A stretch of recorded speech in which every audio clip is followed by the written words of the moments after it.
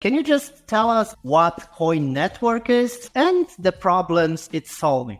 Okay, let's start with Coin Network. Coin Network is a corporate and we are registered in the UK and Wales, and we are a permissioned private blockchain. It means basically customer data, transactions, and so on. Our block explorer will have permissioned access. In other words, not everyone can see your transactions. Right? They can't tell who you're sending to and so on. And that's one of the first things. In that way, we are centralized in that regard, in the sense that, we're permissioned and we're private.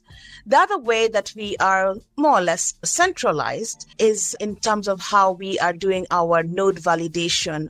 We have our infrastructure being provided by our very capable technical team at GoodBlock, and we have our own internal systems and our internal infrastructure. And so that is an overview of how does Coin Network operate and how is it, what kind of status is it as a blockchain. The next thing about Coin Network is that Koi is a network of businesses. And so we have collaboration and partnerships with businesses in various African countries, and that's why we are also a network. One of the businesses in Kenya is called DotSend, and DotSend provides certain regulatory frameworks and certifications, licensing that they have acquired in Kenya through their own registration, and by meeting certain conditions with the Central Bank of Kenya, they allow Coin Network to inherit those regulations, those licensing, and so on. We have similar agreements and partnerships with other companies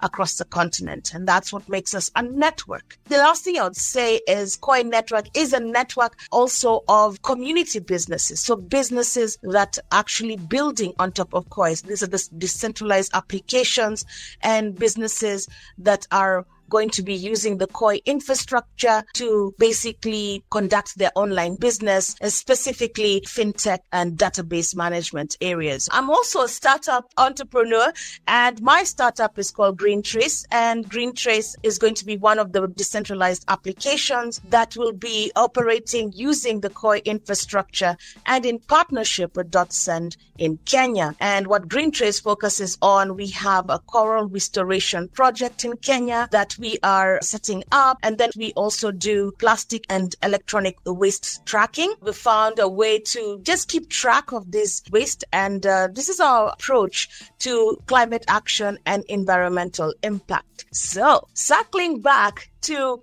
Koi Jumia. I mentioned earlier how these businesses find community in the Koi Jumia DAO.